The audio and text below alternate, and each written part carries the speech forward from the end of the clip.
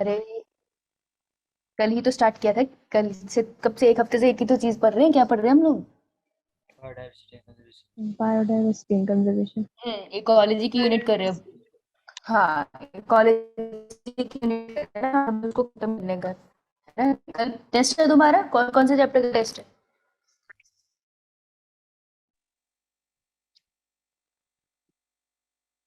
कौन से चैप्टर का टेस्ट है कल? बायो बायो बायो पूछ रही हूँ।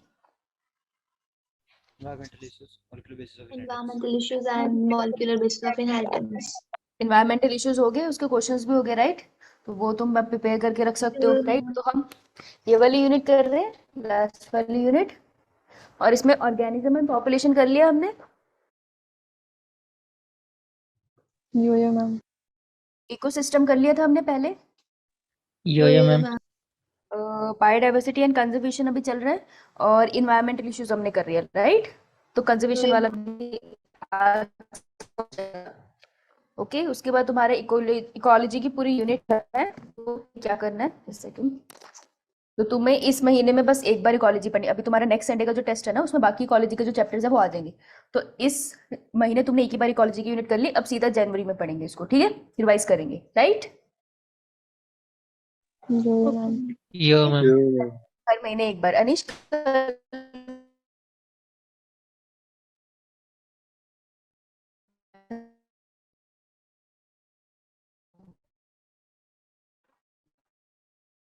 हाँ तो मैम आपकी वॉइस क्लियर नहीं आ रही है, बफर हो रही है। अब आ रही है? Yes ma'am. अब आ रही है? यो मैम। अनीश, अच्छा अच्छा, तो तूने मेरी क्लास छोड़ दी पापी?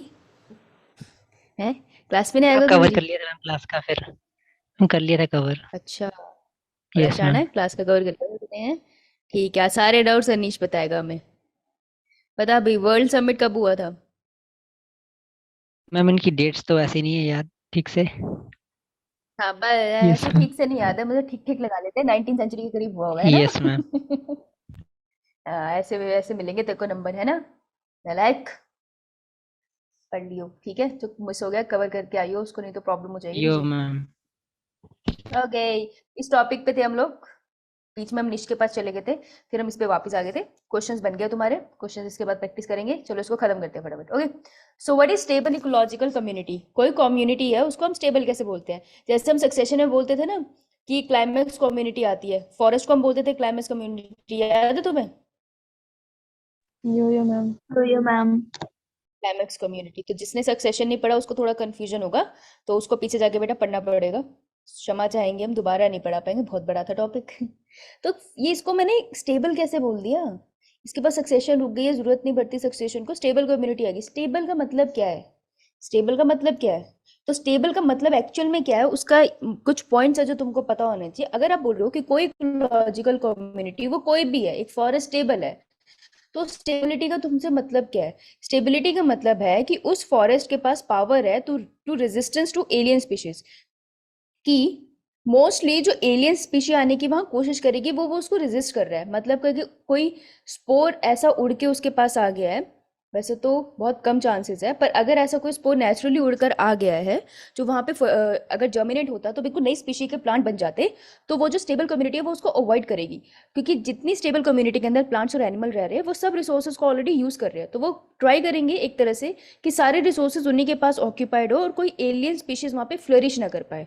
ठीक है, क्योंकि सारे प्लांट्स एंड एनिमल इतने ज़्यादा स्पेशलाइज्ड होंगे। तो स्टेबल कम्युनिटी का पहला फीचर है कि वो रेजिस्टेंट होती है एलियन स्पीशी के इन्वेजन के लिए। ठीक है, कि जल्दी से एलियन स्पीशी आके वहाँ पे फ्लरिश नहीं हो पाएगी, क्योंकि वो फॉरेस्ट बहुत अच्छे से सेटल है, तो कोई बाहर से आके जल्दी से वहाँ सेटल नहीं हो सकता। दूसरा, it shows resistant and resilient to disturbances. Disturbances का मतलब क्या होता है? नेचुरल नेचुरल डिस्टर्बेंसेस की बात हो रही है यहाँ पे। देखो, अगर अब हम जाके बुलडोजर चला दे फॉरेस्ट के ऊपर, तो फॉरेस्ट भी क्या ही कर लेगा।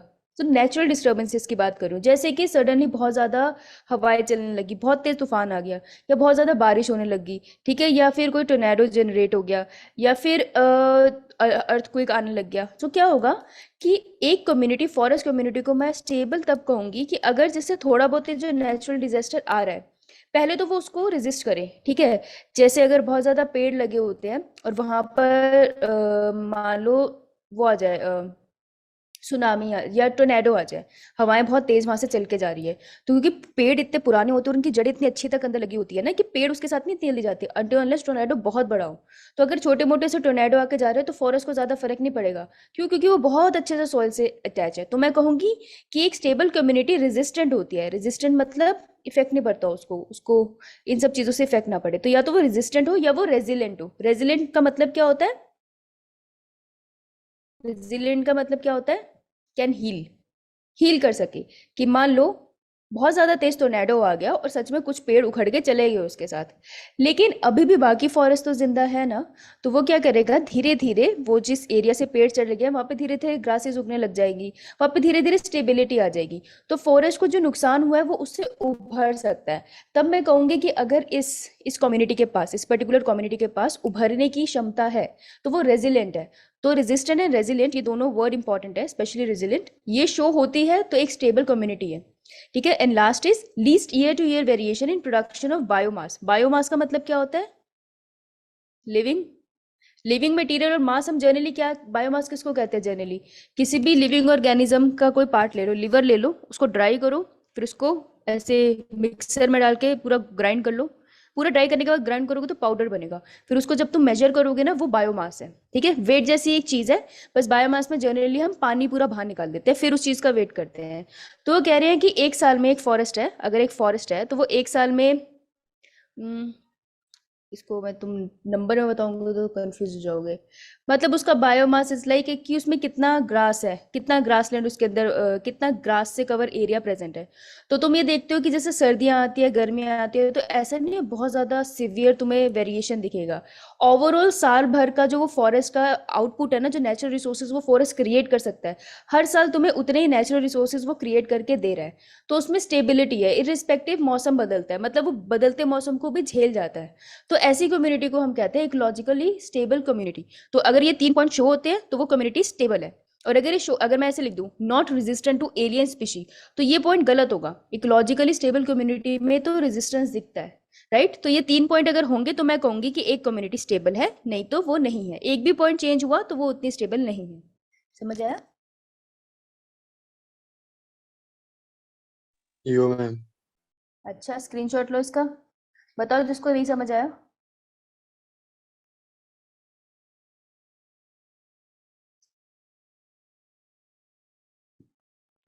अब तो नहीं हो रही बफर आवाज? No, ma'am. ओके चलो, तुम्हें स्क्रीन दिख रही है?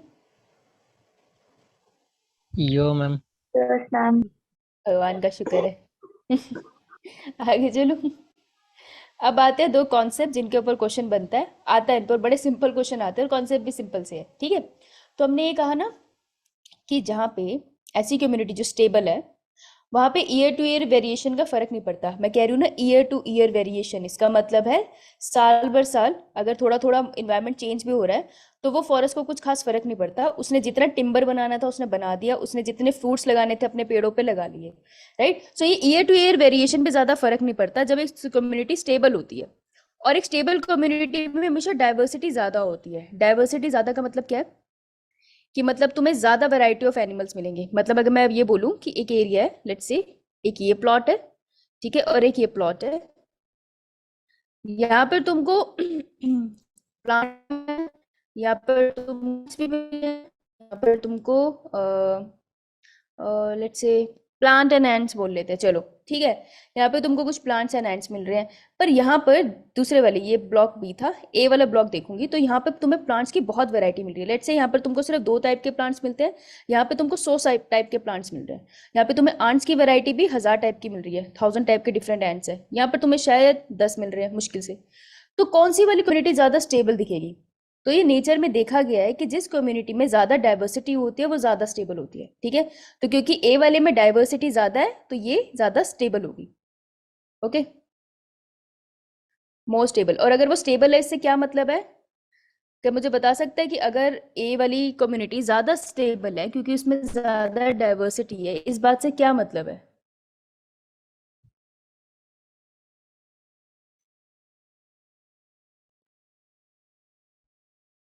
क्या मतलब है बताओ?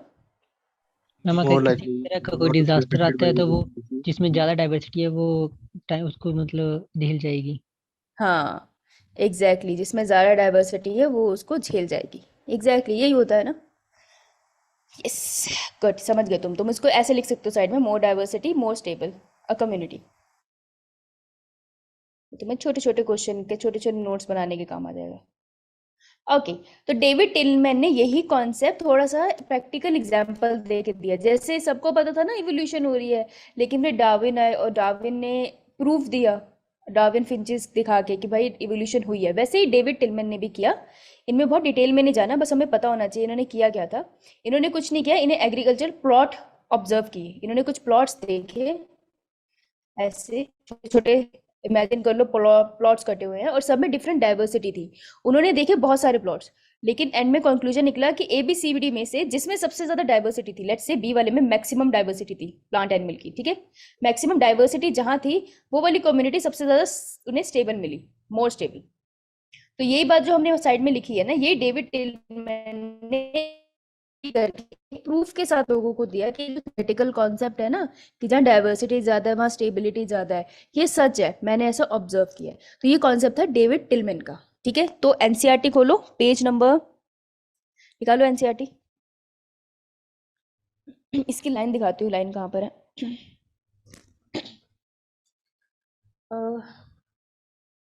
पहले मुझे मिले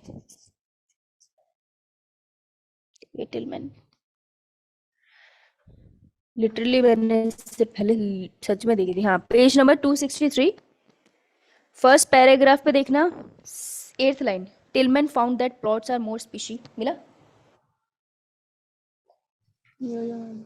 263 पे टिलमैन मिलेंगे आपको, उसको अंडरलाइन कर लो। इतना ही बताया टिलमैन के बारे में, उसको अंडरलाइन करो। टिलमैन फाउंड 263 पेज नंबर पे, Tilman found that plots with more species show less year to year variation in total biomass, कि ये जिसमें डाइवर्सिटी ज़्यादा थी वो ज़्यादा स्टेबल थी, इसलिए हर साल वहाँ से जितनी भी हमें नेचुरल रिसोर्सेज मिल रहे थे वो अच्छे खासे अमाउंट में मिल रहे थे। कभी भी ऐसा नहीं हुआ कि कभी ज़्यादा मिले किसी साल कम मिले है, एक नॉर्मल अमाउंट बना पड़ा है, ठीक है, समझ आई बात?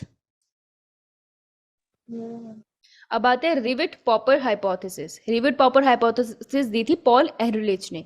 तो पहले तो इनका नाम इंपॉर्टेंट है, ओके। डेविड टिलमैन की थ्योरी डेविड टिलमैन की ही कहलाती है, उसमें कोई नाम नहीं है। रिविट पॉपर हाइपोथेसिस एक नाम दिया जाता है बाय पॉल एनरिच। इन्होंने एक हाइपोथेसिस दी थी। हाइपोथेसिस का मतलब है साइंटिफिकली मैंने प्रूफ तो नहीं किया लेकिन मैं मानता हूँ कि ये है, और इनकी हाइपोथेसिस बहुत ज्यादा बिलीव की जाती है, ओके। करूँ चेंज? अब कोई गुड बच्चे को मुझे टाइम बताना पड़ेगा, कितना टाइम हुआ है, घड़ी नहीं है। 6:15. 6:15 6:15 हो गए। अरे अरे अरे अरे, कॉन्सेप्ट तो जल्दी पढ़ाना पड़ेगा मुझे, क्वेश्चन कराने हैं मुझे बहुत सारे। क्या है ये? कम ऑन यार। Aeroplane. ये एरोप्लेन जैसा दिख, पहली बार है मेरी ड्राइंग जो बनाई है वैसी दिख रही है। नहीं तो कुत्ता बनाती हूँ तो बिल्ली दिखती है, बिल्ली बनाती हूँ तो शेर दिखता है। चलो एरोप्लेन बना लिया मैंने। बेटा एरोप्लेन में खिड़कियाँ होती है? ऐसी तो नहीं होती पर होती है ना, Yes. दरवाजा भी होता है इसका बढ़िया से, यहाँ पे ऐसे उसका वो इंजन भी लगा होता है। डिस्कवरी पे एक शो आता है, एयर क्रैश इन्वेस्टिगेशन, देखा है किसी ने? यो मैम। Yo ma'am. देखा है तुमने? Yes ma'am. अरे सही बताओ। अरे वाह, किसी ने नहीं देखा होता, मुझे बहुत खुशी हुई, कितना सही आता है ना। ओए मजा आ जाता है, मतलब दुख होता है लेकिन आता बहुत सही है शो। कह दो हाँ प्लीज, नहीं तो मैं बहुत बुरी इंसान लगूंगी। Yes ma'am. हाँ लेकिन होता बुरा है। रुको यार पायलट बिठा देते हैं। पायलट डॉटेड है, लड़की बिठाई क्योंकि लास्ट टाइम मैं प्लेन में बैठी तो एक फीमेल पायलट थी, ओके। तो रिवर्ट पॉपर हाइपोथेसिस ने क्या किया, उन्होंने कहा एक इकोसिस्टम है ना, जो उसको मैं सिंपल कर देता हूँ, उनको शायद प्लेन पसंद होगी। उन्होंने कहा इकोसिस्टम को let's consider as a airplane, ठीक है, एयरप्लेन कंसीडर करते हैं हम उसको। तो मुझे बताओ जो प्लेन है वो कैसे बना होगा, जितने भी पार्ट्स है प्लेन के वो एक दूसरे से कनेक्टेड है थ्रू स्क्रू, है ना, स्क्रू लगे होते हैं ना, मानते हो कि यो नहीं? अब फेविकोल से तो नहीं चिपकेगा, पॉसिबल तो नहीं है, तो यहाँ पे सारे स्क्रू लगे हैं, ठीक है, इसे हम कहते हैं रिविट। ठीक है, रिविट कहेंगे हम इनको। उसने कहा सारे प्लेन में जैसे स्क्रू लगे हैं वैसे ही ये जितने रिविट है ना वो सारे रिविट रिप्रेजेंट करते हैं स्पीशीज को। ठीक है, तो उन्होंने कहा ये प्लेन स्टेबल है जब तक इसके सारे पार्ट्स एक दूसरे से कनेक्टेड है, और सारे पार्ट्स कनेक्टेड है थ्रू स्क्रू। अब प्लेन के पर्सपेक्टिव से समझना, अगर मैं एक आध यहाँ से स्क्रू निकाल दूं, लेट्स से इस दरवाजे से मैंने एक स्क्रू निकाल दिया, क्या पूरा दरवाजा खुल जाएगा? No ma'am. पता है, अगर तुम वो शो देखोगे ना तो तुमको पता चलेगा खुल जाएगा पूरा दरवाजा, पर शायद ना पॉल ने भी नहीं देखा था वो शो, तो ये कहता है कि हाँ नहीं खुलेगा, दरवाजा रह जाएगा, लेकिन हम जानते खुल सकता है। चलो छोड़ो, राइट। थोड़े बहुत स्क्रू मैंने खिड़की से निकाल दिए, एक आध खिड़की से, तो हम तब भी कह सकते कि प्लेन सर्वाइव कर जाएगा। ठीक है, मैम उड़ा लेंगी प्लेन इसको, राइट। तो वो कह रहे हैं कि कुछ रिविट तुम निकाल दो तो प्लेन सर्वाइव कर जाएगा, लेकिन हम मानो ऐसे करते करते करते करते एक टाइम आया है कि सारे खिड़कियों पे अब एक एक दो दो स्क्रू रह गए। क्या अब चांसेस है कि जब प्लेन फ्लाई करेगा तो ये खिड़कियां आप एकदम उड़ जाएगी, बाहर निकल जाएगी? यो मैम। एक्चुअली में चांसेस है क्योंकि प्रेशर ज्यादा होगा, राइट। सो उन्होंने कहा कि स्पीशी का इकोसिस्टम के साथ यही रिलेशनशिप है कि पूरे इकोसिस्टम जो है, जो इकोसिस्टम है मतलब जो प्लेन है वो स्टेबल है। क्यों? क्योंकि उसके पास उसकी स्पीशी है, right. Stable because of species diversity. अब अगर मैंने कुछ और स्पीशी मर भी गई, निकाल दी, एक्सटेंट होगी, right. So some species die, some species extinct actually not died, कि हम एक्सटेंड करवा देते हैं उनको। कुछ स्पीशी एक्सटेंट होगी, जैसे कुछ रिविट चले गए थे, तब भी इकोसिस्टम विल मैनेज, पर ये अप टू सर्टेन लिमिट है। अप टू सर्टेन लिमिट, अगर लिमिट क्रॉस हो गई ना उसके बाद जैसे प्लेन क्रैश हो जाएगा उसी तरीके से इकोसिस्टम भी क्रैश हो जाएगा। तो कुछ स्पीशी चलेगी कोई बात नहीं, लेकिन अगर यही ट्रेंड कंटिन्यू रहा ना तो फिर उसके बाद क्या होगा? Ecosystem will collapse, ecosystem will collapse. तो ये थी रिविट पॉपर की हाइपोथेसिस। उन्होंने कहा कि ये जो रिविट लगे हैं ना इनको पॉप करते रहो, निकालते रहो, प्लेन थोड़ी देर चलेगा लेकिन उसके बाद वो क्रैश हो जाएगा, क्योंकि अब वो अपने आप को बचा नहीं सकता। वैसे एक इकोसिस्टम स्टेबल है, एक फॉरेस्ट स्टेबल है, तुम निकालते जाओ, वहां से चीते गायब करवा दिए, वहां से शेर गायब करवा दिए, अब वहां पे वैसे वाले एंट्स नहीं मिलते, तो हम सोचते हैं ना एक एंट की स्पीशी अगर एक्सटेंड भी होगी तो मेरी जिंदगी में क्या फर्क पड़ता है। लेकिन अगर ये ट्रेंड कंटिन्यू लगा ना तो अल्टीमेटली मेरी लाइफ में भी फर्क पड़ेगा। यही बात उन्होंने बोली थी। और उन्होंने कहा एक और चीज उन्होंने बोली कि ये भी डिपेंड करता है विच स्पीशी एक्सटेंट। ठीक है, विच स्पीशी एक्सटेंट वो भी मैटर करता है। फॉर एग्जाम्पल, अगर मैं यही बात बोलती कि एक स्क्रू मैंने यहां से निकाल दिया इनके इंजन से, तब खतरे की बात है? एक दो स्क्रू मैंने इंजन से निकाल दिए तो यस मैम। यस ज्यादा खतरे की बात है, क्योंकि अगर इंजन निकल गया तो प्लेन तो पक्का क्रैश है। For more information watch TV, right. So for which species extent पे फर्क पड़ता है। अगर मैं कीस्टोन स्पीशी निकाल दूं, फॉर एग्जांपल कीस्टोन स्पीशी क्या होता है? जो लेस इन नंबर होगा लेकिन इम्पैक्ट ज्यादा होगा इकोसिस्टम पे। हाँ, कीस्टोन स्पीशी एक्सटेंड करा दूं देन इकोसिस्टम कोलैप्स अर्ली। हो सकता है उस वाले केस में शायद इकोसिस्टम को कोलैप्स करने में लग गए 300-400 साल, लेकिन इस वाले केस में ना इकोसिस्टम बहुत जल्दी कोलैप्स हो जाएगा। तुम निकाल दो सारे शेर जंगल से, तुम देखो जंगल भोखला जाएगा। तो कीस्टोन स्पीशी अगर निकाल रहे हो तो इकोसिस्टम पे जल्दी असर पड़ जाएगा, वो जल्दी कोलैप्स होगा। तो ये था the concept of rivet popper hypothesis का concept by Paul Heinrich. Clear? Yo ma'am. चलो आगे बढ़ो। मैं टायर बनाना भूल गई थी। चलो बहुत बढ़िया। ऑलराइट, अब देखो, अब स्पीशीज डिस्ट्रीब्यूशन इन वर्ल्ड हमें थोड़ा सा रट्टा मारना है। तो रट्टा मारने के लिए जितना ज़्यादा कॉमेडी हो सकता है उतनी की कोशिश करते हैं। रटना ही पड़ेगा, मेरे पास और कोई चारा नहीं, और ये लर्न करना पड़ेगा क्योंकि जो क्वेश्चन आते हैं ना उनमें डेटा आता है, तो तुमको कुछ डेटा तो पता होना चाहिए, तभी तुम बाकियों में तुक्का मार सकते हो। ठीक है, तो चलो अब एक काम करते हैं, घूमने चलते हैं। और घूमने के लिए हम लोग चलते हैं कोलंबिया। कोलंबिया पता है? यहाँ है, तो कॉपी पे फटाफट से ऐसे बना लो। ठीक है, तो हम सब चले गए कोलंबिया घूमने के लिए। क्या फेमस है कोलंबिया में अनीश?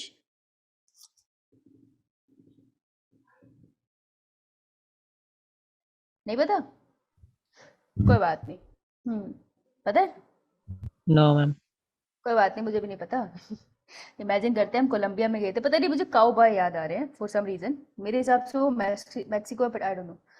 तो लेट्स से कोलंबिया में हम गए और हम थोड़े आउटस्कर्ट वाले एरिया में गए जहाँ पर बिल्कुल ब्लैक एंड वाइट टाइप का हिसाब किताब है, तो थोड़े दिन तो हमने एंजॉय किया, लेकिन फिर हो गए हम बोर। तो जब हम बोर हो गए तो हमने कहा कोलंबिया से अब उड़ते चलते हैं। तो उड़ के ही जाओगे ना, और कैसे जाओगे?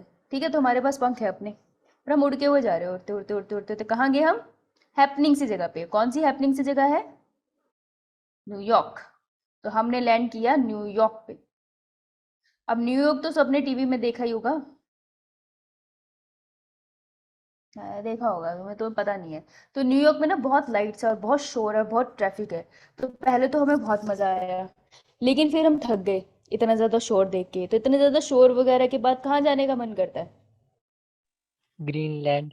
ग्रीनलैंड। हाँ, अच्छा अच्छा, ग्रीनलैंड। पीसफुल इतने जगह पे। ज्यादा शोर ये स्मार्ट आंसर मुझे, हाँ आंसर स्मार्ट नहीं देने, ठीक है, बच्चों वाले आंसर दिया करो। पीसफुल जगह पे जाने का मन कर रहा है, तो पीस को ढूंढते ढूंढते, नॉट लेग पीस बट शांति वाला पीस को ढूंढते ढूंढते हम लोगों ने सोचा चलो हरी भरी जगह चलते हैं। तो हम चले गए ग्रीनलैंड। लेकिन हमें वहां जाके पता चला कि ग्रीनलैंड में तो बर्फ पड़ती है। वहां तो हरियाली है ही नहीं। ये पता था तुम्हें? Yes yes ma'am. मैम। ये जब मुझे पता चला था तो मुझे बहुत दुख हुआ था और बहुत धक्का लगा था, क्योंकि ग्रीनलैंड के नाम पे मेरे आसपास हरियाली आती थी और मुझे पता चला ये तो बर्फ से ढका है। तो जब हम ग्रीनलैंड गए तो क्या हुआ, हमारा दिल गया टूट, क्योंकि हमारे साथ हुआ धोखा। तो जब दिल विल टूट जाता है तो फिर जब बहुत हर्ट होता है तो फिर हम एंड में क्या करते हैं? अपने देश वापस। अपने घर वापस आ जाते हैं। और कहाँ जाएंगे? तो हम वापस आ गए इंडिया में, और ये सब जगह पे हम उड़ते हुए जा रहे थे, यस राइट? मैम। ये मैम। बहुत बढ़िया बात है। तो फिर हमें पता चला कि कोलंबिया में 1400 बर्ड की स्पीशी मिलती है, 1400 टाइप ऑफ बर्ड्स की स्पीशीज है। न्यूयॉर्क में 105 है, ग्रीनलैंड में 56 है, एंड इंडिया में 1200 बर्ड की स्पीशीज है। तो तुमको याद रखना है कोलंबिया में सबसे ज्यादा थी, उसके बाद इंडिया में होगी, और बीच में ये दो नंबर है। मुझे पता है एग्जैक्ट डेटा याद करना, मैं बोलूंगी तो बड़ा इम्प्रैक्टिकल सा है ना, तुम्हारा रट्टा बहुत स्ट्रांग होना चाहिए। तो अगर तो रट्टा स्ट्रांग है तो तुम भाई कमा लो, अच्छी बात है हर्ष कौन तो, लेकिन मेरा नहीं है। तो फिर मैं सजेस्ट करूंगी कि इसको ऐसे याद रखूंगी, कोलंबिया में सबसे ज्यादा है, उसके बाद इंडिया आती थी दो, उसके, क्योंकि इंडिया और कोलंबिया के बीच में दो ही जगह पड़ी ना मैंने, तो मुझे याद रहेगा कि दो कम कर दे, 200 कम कर दो तो 1200 आ गया। तो कोलंबिया इंडिया मुझे याद रह गया, बीच का मैनेज हो जाता है फिर। ओके, तो मुझे इस तरीके से डेटा याद है। तो ये बर्ड के स्पीशीज की बात कर रहा है, तो थोड़ा बहुत डेटा तुम्हें इससे आई थिंक याद हो जाएगा। ओके, यो मैम। यो बहुत मैम। बढ़िया, बहुत बढ़िया बात है। ठीक है चलो, इसके बीच में इक्वेडोर भी आता है, इक्वेडोर। मैम वहां पे प्रीवियस स्लाइड। रुक जा, ये वाली, नो मैम। ये वाली। Yes ma'am.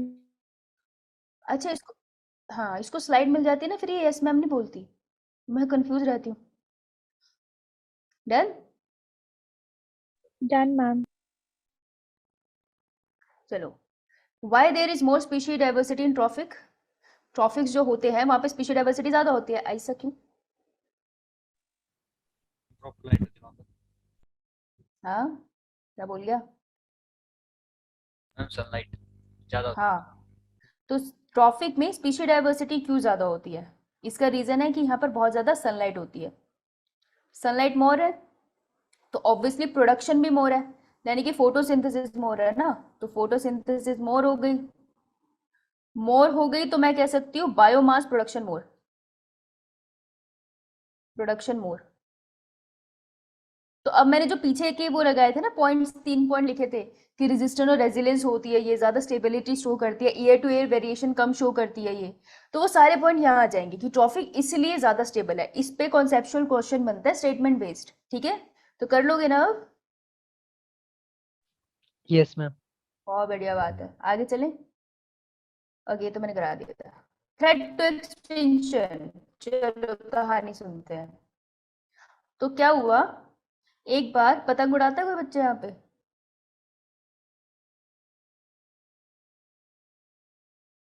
पतंग उड़ाता है कोई? पतंग, काइट, ऐसे यस मैम। काइट।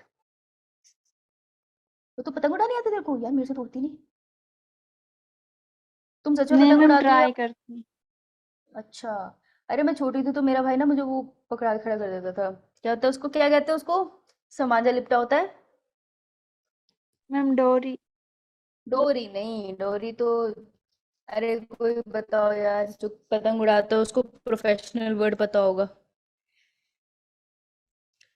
च च से नाम था कुछ, चड़क चड़खड़ी चरखड़ी ऐसे करके कुछ होता था, ऐसे नहीं होता? अरे तुम्हारे जमाने के बच्चे नहीं उड़ाते क्या पतंग? हो भी सकता ना उड़ाते हो। मैम तांगा बोलते नो हैं। मैम। क्या बोलते हैं? मैम तांगा। टांगा? अच्छा यार तुम हिमाचल से हो, फिर मैं दिल्ली थी ना तब वहां पे बोलते चड़खड़ी। मैम चरखी। चरखी चड़खड़ी ऐसे करके कुछ था। मैं बस यही पकड़ती थी। फिर वो मेरा भाई बोलता था ढील दे, मैं नहीं देती तो मुझे खींच के आता था। इसलिए मुझे पतंग उड़ाने से थोड़ा डर भी है और बहुत नफरत भी है। क्योंकि मैं पिटी बहुत हूँ। लेकिन अब हम बड़े हो गए। फिर एक दिन अभी कुछ टाइम पहले, I think last to last year, मैं एक बार गई थी उसके साथ छत पे, और उसको पतंग नहीं उड़ा रहा था वो, लेकिन कट के पतंग हमारी छत पे आ गई, तो फिर वो पागल हो गया था क्योंकि उसके साथ बहुत सारा मांझा आया था। फिर उसने वो मांझा मुझे बोला इकट्ठा कर, वो इकट्ठा करके मैं बैठी थी और वो पतंग उड़ा रहा था। फिर मुझे याद आया कि ये दिन तो देखा देखा है। वो मुझे पीट नहीं पाया क्योंकि अब उसका बेबी हो गया ना, तो अपने बेटे के सामने तो मुझे पीट नहीं सकता था। लेकिन हाँ, यही मांझा क्या करता है, बर्ड्स के साथ, बर्ड्स के जो जो वो फ्लाई कर रहे हैं ना उनके पंख में कट लगा देता है।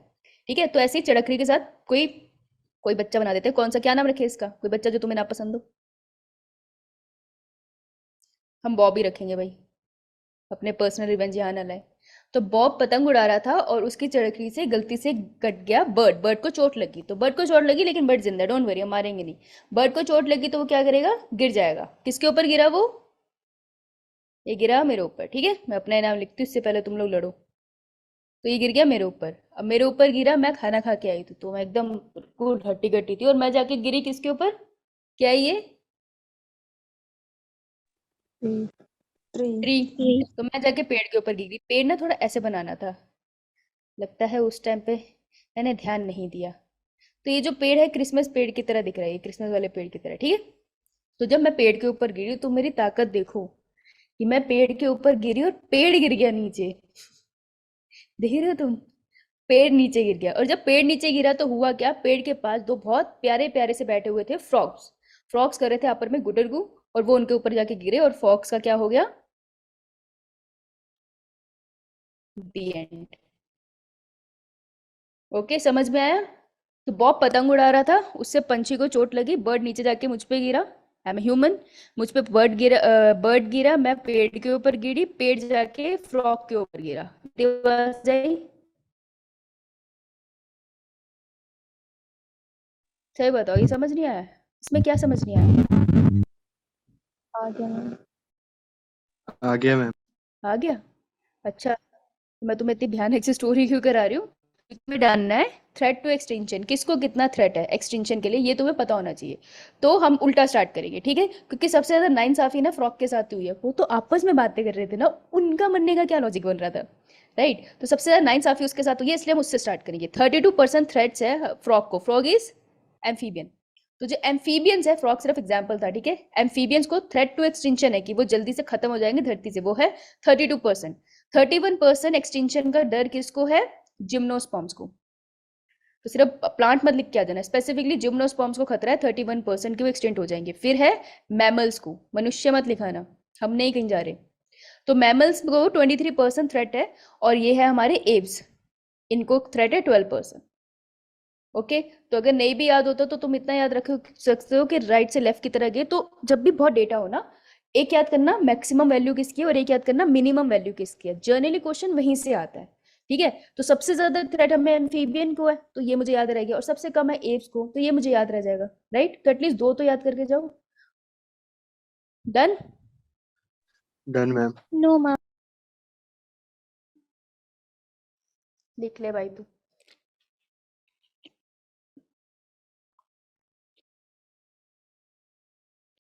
क्योंकि डेटा याद करने में प्रॉब्लम है यार, बहुत सारे डेटा है, हद होती है, इतना कौन देता है? लेकिन ये देते हैं, पता नहीं क्यों। और अब डन देखो, अगर मैम। अब थोड़ा हम अगर लॉजिकल बात करें तो मुझे बात बताओ, अब तक तो डेटा चेंज हो गया होगा ना एनसीईआरटी का, लेकिन एनसीईआरटी में चेंज नहीं हुआ, तो मेरे याद करने का क्या फायदा? ये मेरे कुछ गिले शिकवे हैं एनसीईआरटी से। तुम्हारी बात हो तो उनको बताना। I don't like this. उसके बाद आते हैं फोर इविल क्वाड्रेंट। इससे क्वेश्चन आया है, इससे आता ही रहता है क्वेश्चन। और तुम कोई भी एंट्रेंस एग्जाम देने जाओगे, गवर्नमेंट एग्जाम देने जाओगे ना किसी भी चीज का, आएगा इससे एक क्वेश्चन, फेवरेट है ये। तो से 4 इविल लोगों की बात कर रहे हैं, वो बहुत खतरनाक चीजें हैं जो हमारी धरती को नुकसान पहुंचा रही है, समझ रहे हो? तो 4 इविल क्वार्टर कौन से हैं, पता है तुम्हें? होएक, HOAC। मैं तो ऐसे याद रखती हूँ, भर गर्मी में मेरे लिए एक ही डायलॉग होता है, हो एसी चलाओ। तो हो एक। So first thing which causes the most harm to the nature and ecosystem and biodiversity and basically everything is H. H stands for habitat loss habitat loss and fragmentation. पहाड़ों को सबसे ज्यादा नुकसान इसी ने पहुंचाया है, हैबिटेट लॉस एंड फ्रेगमेंटेशन। तो अगर किसी भी क्वेश्चन में तुम्हें सही आ जाए और तुमसे पूछे सबसे ज्यादा नुकसान कौन कौन पहुंचाता है, तो हैबिटेट लॉस एंड फ्रेगमेंटेशन है। ठीक है, स्कूल में भी सबसे पहला पॉइंट यही लिखना है। ओके, सबसे ज्यादा नुकसान इसका है। O stands for over exploitation. हाँ। A stand for alien species Alien invasion species invasion, alien species को ले आओ तब भी इकोसिस्टम बर्बाद हो जाता है उस जगह का। एंड C stand for को एक्सटिंक्शन। को एक्सटिंक्शन मतलब एक स्पीशी के एलिमिनेट होने पे दूसरी एलिमिनेट हो जाएगी। हाँ, हम तो मरेंगे,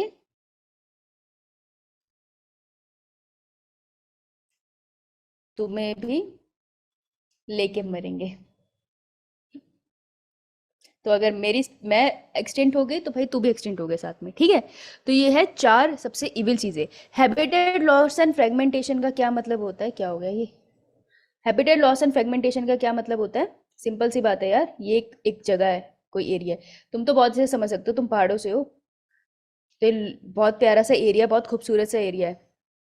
और सच्चा एग्जाम्पल दूँ तो ये रहा हमारा चंडीगढ़ और ये रहा हमारा शिमला, है ना, बहुत प्यारा सा एरिया है। इनके बीच में थे पहाड़। तो चंडीगढ़ से शिमला आने के लिए हम लंबा रूट लेते थे, उस जमाने में हमें लग जाते थे 5 घंटे आराम से, राइट? एक्चुअल में था ये। फिर क्या हुआ, उन्होंने कहा कि बीच में बहुत खूबसूरत सा फॉरेस्ट है यहाँ पे माउंटेन है, छोटे छोटे बड़े प्यारे सा इन्वायरमेंट है। तो उन्होंने कहा कि यार एक काम करते हैं, ये बड़े अच्छा सा व्यू है, इसको ना हम लोग अपने ना, एक तो रास्ता छोटा करते हैं, इतना लंबा रास्ता क्यों लेना, और ऊपर से इस खूबसूरती के बीच में से जाएंगे। अब ये फॉरेस्ट था तो यहाँ पे ऑब्वियसली एनिमल रहते होंगे, राइट? फॉर एग्जाम्पल अगर ये एनिमल ए है, मे बी ये यहाँ रहता हो, मे बी रिप्रोडक्शन यहाँ करता हो, और मे बी खाना यहाँ पर आके खाता हो। लेकिन हमने क्या सोचा, हमने इनका कुछ नहीं सोचा, हमने बोला हम तो अपना रास्ता बनाएंगे। तो हमने क्या कर दिया, इनका इसके बीच में से रास्ता बना दिया काट पीट के। ठीक है, जब मैंने रास्ता बनाया तो बेटा ऑब्वियसली मैंने ये पूरा एरिया साफ किया ना, तो यहाँ पे जितनी भी ग्रासेस थी उखाड़ दी, पेड़ थे उखाड़ दिए, पहाड़ थे काट दिए। तो जितने भी एनिमल्स थे उनके साथ क्या हुआ, उनका हैबिटेट लॉस हो गया, right? Flora and fauna lost home, और उनके घर को तो हम कहते हैं हैबिटेट, तो उनका हैबिटेट हो गया, राइट? उसके बाद क्या हुआ कि जो पूरा एक फॉरेस्ट था जहाँ पे वो आराम से घूम सकते थे, लेकिन अब बीच में सड़क आ गई है। तो अब जो ए यहाँ पर रहता था ना, अगर ये यहाँ पर था तो ये यहीं रह गया, अभी उस जगह नहीं जा सकता, क्योंकि अगर रोड पे क्रॉस करने जाएगा एक तो कुचला जाने का डर है, क्योंकि डरते हैं जानवर ना, गाड़ियों से मर जाते हैं, राइट? और इस सड़क के ऊपर जाएगा तो प्रॉब्लम होगी। एनिमल गलती से सड़क पे इसीलिए तो आते हैं क्योंकि वो तो उनका घर था, हम वहां पे चले गए ना, वो अपने घर में ही थे। तो ये हमने क्या किया, उनका जो पूरा एरिया था, हैबिटेट था, उसको हमने क्या कर दिया, फ्रेगमेंट में डिवाइड कर दिया। अब ये ए फ्रेगमेंट हो गया, ये बी फ्रेगमेंट हो गया, 2 एरिया कर दिए। तो इसको हम कहते हैं फ्रेगमेंटेशन। फ्रेगमेंटेशन मतलब हैबिटेट के टुकड़े कर देना, ब्रेक हैबिटेट। तो हैबिटेट लॉस और फ्रेगमेंटेशन की वजह से क्या है, बायोडाइवर्सिटी इतने एरिया से जो तुमने निकाली है ना, इस हरकत की वजह से बहुत सारे एनिमल है जो सर्वाइव नहीं कर पाएंगे। तो बायोडाइवर्सिटी का लॉस हो गया और फ्रेगमेंटेशन हो गया। ठीक है, तो इसे कहते हैं हम हैबिटेट लॉस एंड फ्रेगमेंटेशन, जिसकी वजह से बायोडाइवर्सिटी का लॉस होता है। समझ आई बात? Yes, ma'am. ठीक है, अब जाओ चंडीगढ़ शिमला, फिर यहाँ पे पूरा इतना जाम लग जाता है ना, हे मनुष्य हिल नहीं सकता इस जगह से, 4-4 घंटे जाम लगता है यार, इससे अच्छा घूम के चले जाते।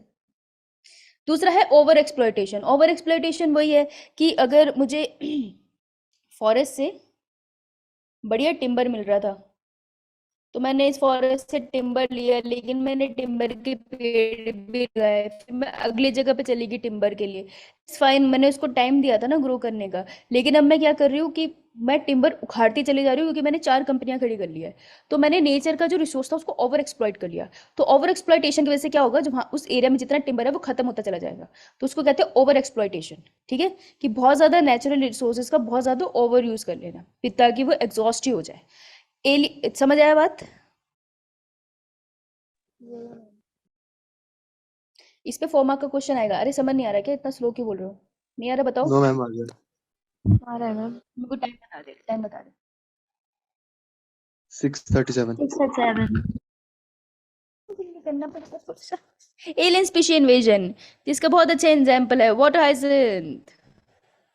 कोई दिक्कत नहीं है, ले आओ एलियन स्पीशी, ऐसा कोई चक्कर नहीं है। पर प्रॉब्लम ये है कि जब तुम कोई स्पीशी लेकर आते हो ना, तो वो क्या है, प्रे, किसी का खाना है। जो तुम उसको ऐसी जगह ले आए हो कि इसके ऊपर जो फीड करने वाला प्रीडेटर है ना, वो नेचर में नहीं है। ठीक है, तो तुम एक जगह पे वाटर हाइसेंथ आकर लगा दो। अब वाटर हाइसेंथ पे फीड करने वाले, ठीक है, उसको खाने वाला तो कोई नहीं है वहां पे। इसका एग्जांपल नहीं लेना तो कोई फिश ले लो। वैसे एनसीईआरटी में एग्जांपल दे रखा है तुमको नाइल पर्च का, वहां पे पढ़ना। मैं तुमको सिंपल भाषा में समझा रही हूँ कि अगर एक एरिया है, इस पानी के अंदर मैं एक बाहर से फिश ले आई, ठीक है, जैसे आई थिंक अमेरिका से आई थी कि ऑस्ट्रेलिया से एक फिश आई थी, कैटफिश। तो कैटफिश को इंडियन वाटर में इंट्रोड्यूस कर दिया। अब इंडियन वाटर में जो कैटफिश आई ना, इस पे इसे खाने वाला कोई प्रेडेटर नहीं था, क्योंकि ये यहाँ की नहीं थी ना, तो उसको खाने वाला कोई था नहीं। तो ऑब्वियसली इसको अगर कोई खाएगा नहीं तो उसकी पॉपुलेशन तो बहुत बढ़ जाएगी। इसकी इतनी पॉपुलेशन बढ़ गई कि जो इंडियन कैटफिश थी उसको खाने की कमी होगी, क्योंकि है तो कैटफिश ना, दोनों खाना तो सेम ही खा रही थी। तो जो इंडियन कैटफिश थी वो एक्सटेंड होगी, बल्कि ये फ्लरिश करगी। तो ये होता है हमारा alien species invasion. Alien species invasion की वजह से जो एक्चुअल कैटफिश थी वहां की, वो मर गई। डाइवर्सिटी की लॉस तो हुआ ना हमारे पास, उसकी वजह से। वो अगर कैटफिश मरी, कैटफिश जिसको खाती थी उनकी पॉपुलेशन पे भी एक तरफ फर्क पड़ा होगा किसी न किसी के ऊपर। तो कोई भी इकोसिस्टम से स्पीशीज आती है, उसके ऊपर डिपेंडेंट लोगों पे फर्क पड़ता है। तो एलियन स्पीशी इन्वेजन से भी नुकसान होता है बायोडाइवर्सिटी का। ठीक है, को एक्सटेंशन का बहुत अच्छा एग्जाम्पल है, अगर तुमने पढ़ा था यक्का और मौत का। यक्का और मौत में क्या होता है, यक्का बहुत प्यारा सा मीठा मीठा फ्रूट है, उसके ऊपर आके मौत अपने बेबीज दे देते हैं। ठीक है, अपने अंडे यहाँ छोड़ जाते हैं। बेबी जब अंडों से निकलते हैं, लार्वा से निकलते हैं, फिर वो बढ़िया से यक्का का जो फ्रूट होता है वो खाते भी है, वो बढ़िया से फ्लरिश करते हैं। तो ये तो मौत को फायदा हो गया कि उसको बच्चे रखने की जगह और फीड करने की जगह मिल गई। यक्का को क्या फायदा है कि यक्का पे जब मौत अपने बेबी देने आता है, तो वो प्लांट के ऊपर बैठता है ना जगह जगह पे, तो वो उसको पॉलिनेट कर देता है, पॉलेंस लेके आता है अपने पैरों पे और उसको पॉलिनेट कर देता है। तो यक्का मौत का रिलेशनशिप बहुत खास है। तो मौत हटा दो सारे, यक्का तो पॉलिनेट ही नहीं कर पाएगा सही से। अब तुम बोलोगे मैम हवा के साथ पॉलिनेशन होता है, नेचर ने फिक्स कर रखा है किसने किससे पॉलिनेट होना है। तो यक्का मौत का इतना क्लोज रिलेशनशिप है कि अगर तुमने मौत गायब कर दिया, यक्का में पॉलिनेशन नहीं होगा, तो उसकी पॉपुलेशन आगे नहीं बढ़ेगी, तो वो भी मर जाएगा। तो इसे कहते हैं को मतलब साथ में, साथ में एक्सटेंड हो गए। एक को एक्सटेंड करो, दूसरा भी साथ में एक्सटेंड हो गया, तो इसे कहते हैं को एक्सटेंशन। ये भी नेचर में बहुत ज्यादा होता है। क्लियर? मैम। बहुत बढ़िया। Yeah, ma'am. चलो आगे चलते हैं। अब इतना तो इतनी सारी बायोडाइवर्सिटी की बात कर रही है हमने, डेटा याद कर लिए हमने, उसके लॉस क्यों होता है ये पढ़ लिया। अब हमें पढ़ना है कि अगर इतना लॉस है तो हम उसको कंजर्व कैसे कर सकते हैं, बचा कैसे सकते हैं। तो उसके कुछ रीजंस है। तो ये टर्म तुम्हें एनसीईआरटी में मिलेगी, इसे जरा नॉर्मल से समझना। नैरोली यूटिलिरेट, ये क्या लिख दिया मैंने, यूटिलिटेरियन, यस, नैरोली यूनिटी। तो कंजर्व कैसे करोगे बायोडाइवर्सिटी को? एक है रीजन नैरो सा, एक है थोड़ा ब्रॉड सा, और एक है एथिकल सा। एथिकल का क्या मतलब होता है? Emotional and religious. Religious reason की वजह से, इमोशनल रीजन की वजह से तुम कह रहे हो बायोडाइवर्सिटी को कंजर्व करना है। तो कंजर्वेशन ऑफ बायोडाइवर्सिटी के रीजंस क्या है कि क्यों कंजर्व करना है? तो हमारे पास 3 तरीके के रीजन हो सकते हैं, यानी कि हमारे पास 3 बच्चे हैं जो कह रहे हैं बायोडाइवर्सिटी को क्यों कंजर्व करना है। सबके अपने रीजन है और अपनी जगह सही है। ठीक है, एक है जो कह रहा है कि यार एथिकल रीजन है मेरा, कि जैसे मुझे जीने का हक है, वैसे एक प्लांट को जीने का भी हक है, राइट। मैं जिस गॉड को बिलीव करता हूँ वो कहते हैं हर किसी को जीने का हक है। तो तुम कैसे नेचर को मार रहे हो, कैसे किसी पेड़ को मार रहे हो या एनिमल को मार के उस पर फीड कर रहे हो? तो ये एथिकल आर्ग्यूमेंट है। कि एथिकल रीजन की वजह से हमें नेचर को नुकसान नहीं पहुंचाना चाहिए। जैसे तुलसी को पूजा जाता है तो तुलसी को बचाना चाहिए, हम उसको कैसे कैसे मार सकते हैं, राइट। तो ये है एथिकल रीजन कि हम बायोडाइवर्सिटी को क्यों बचाए। फिर आता है नैरो। नैरो रीजन का मतलब है जिसमें हम अपने बारे में सोचें, ठीक है। तो एक इंडिविजुअल है ये वाला, ये कह रहा है कि मेरा नैरो रीजन है, सिंपल सी बात है, मुझे इसलिए नेचर को बचाना है क्योंकि उससे मिलते हैं मुझे रिसोर्सेस। तो क्योंकि नेचर मुझे सारे रिसोर्सेज दे रहा है इसलिए मुझे उसे बचाना है, उसका और कोई रीजन नहीं है, ठीक है। ब्रॉडली यूटिलिटेरियन वाला क्या कह रहा है कि हाँ देखो मेरे को एक तो इसलिए बचाना है क्योंकि वो मुझे रिसोर्सेज दे रही है, और दूसरा इसलिए कि they don't charge any money, no money. तो इसलिए मैं थोड़ा इमोशनल भी हूँ कि एक तो मेरे को वहां से अपना घर बनाने के लिए लकड़ भी मिल रही है और बदले में मुझसे पैसे भी नहीं ले रहा। तो एक तो मुझे रिसोर्स मिल रहा है इसलिए भी मैं उसे बचाना चाहता हूँ, और दूसरा वो मुझसे कोई पैसे नहीं ले रहा तो मैं बहुत ही इमोशनली उसे बचाना चाहता हूँ। तो जो ब्रॉडली यूटिलिटेरियन है वो दोनों रीजन से बचाना चाहते हैं, ठीक है, रिसोर्स की वजह से भी और इमोशनली भी। एथिकल वाले सिर्फ इमोशंस की वजह से बचाना चाहते हैं, और नैरो माइंडेड वाले, नैरो यूटिलिटेरियन वाले बेसिकली सिर्फ हमें उससे रिसोर्स मिलता है इसलिए बचाना चाहते हैं ताकि मेरा नुकसान ना हो। समझ आ गई बात? ये टर्म्स का मतलब समझ आया? Yes, ma'am. yes ठीक है, ये टर्म्स थोड़ी डिफिकल्ट है तो हमने किस पे ध्यान देना है, ये यूटिलिटेरियन को छोड़ दो, तुम नैरो, ब्रॉड और एथिकल वर्ड पे ध्यान देना, हो जाएगा। चलो आगे। यो मैम। ये अब मैम है लाल किताब। लाल किताब है बेसिकली रेड डेटा बुक। लाल किताब मैं इसको इसलिए बोलती हूँ कि मेरे घर में एक लाल रंग की किताब थी तो मुझे बहुत ही वियर्ड लगती थी। मुझे ऐसा लगता था उसको पढ़ने से भूत आते हैं। मुझे कोई रीज़न नहीं पता ऐसा क्यों लगता था, मैं बहुत छोटी थी और मैं बहुत स्टूपिड थी हूँ, चलो कोई बात नहीं। तो मैं उसको लाल किताब कहती थी। रेड डेटा बुक मैंने जिस दिन पढ़ा था उस दिन से मेरे दिमाग में अभी भी लाल किताब दिख रही है मुझे। तो ये जो लाल किताब है रेड डेटा बुक है, ये कहाँ पे किसने बनाई है? IUCN। IUCN stand for International Union for Conservation of Natural and Natural Resources. Nature and natural resources. ये इसको गलत मत करियो, ये ऑप्शन में बड़े खराब लोग हैं, उल्टा सीधा लिख के आते हैं, पता है वो बहुत क्लोज ऑप्शंस देते हैं। मेरा गलत हुआ था, गलत मत करके आइयो प्लीज। ये जो यूनियन है इन्होंने रेड डेटा बुक बनाई है जिसके अंदर वो डेटा रखते हैं। डेटा रखते हैं कौन सी स्पीशीज एक्सटेंट हो रही है या कौन सी स्पीशीज थ्रेट में है। देखो सारा डेटा रखते हैं, वो स्पीशीज जिसको कोई थ्रेट नहीं है, वो जो खत्म होने वाली है, वो जो थ्रेट के एक्सटेंट होने के बहुत करीब है, वो जो नेचुरल हैबिटेट में थ्रेट मतलब एक्सटेंट हो चुकी है, सिर्फ हमें जू वगैरह में मिल रही है। तो रेड डेटा बुक के पास ऐसे सारे डेटा है। Around 784 species has been extinct in last 500 years. ये कह रही है इसलिए हमें याद रखना पड़ेगा। कैसे याद रख सकते हैं हम इसे? This is a difficult thing to do but I can remember. Like 7 के बाद 8 आता है और फिर 4, या तुम ऐसे कर सकते हो 4 + 4 = 8 और बीच में हम भूल गए 7। किसी भी तरीके से याद कर लेना, वैसे मुश्किल सा है ये टर्म, ठीक है। तो इन्होंने कहा कि इतनी स्पीशी लगभग एक्सटिंक्ट हो चुकी है पिछले 500 सालों में, जिसमें सबसे ज्यादा एक्सटिंक्शन किसमें हुई है? तो याद रखना, ज्यादा और कम हमेशा याद रखनी है। तो सबसे ज्यादा एक्सटेंट हुए हैं इनवर्टिब्रेट्स, तो ये लिखा है मैंने इनवर्टिब्रेट्स। सबसे ज्यादा इनवर्टिब्रेट्स एक्सटेंट हुए हैं, ठीक है। फर्स्ट ये आए हैं एक्सटेंट होने में, फिर सेकंड नंबर पे ये है और थर्ड प्लांट है। तो प्लांट सिर्फ 87 टाइप ऑफ स्पीशीज एक्सटेंट हुई है, लेकिन इनवर्टिब्रेट की सबसे ज्यादा हुई है। तो क्वेश्चन बन सकता है सबसे ज्यादा किसकी हुई है? इनवर्टिब्रेट याद रखना है, ठीक है।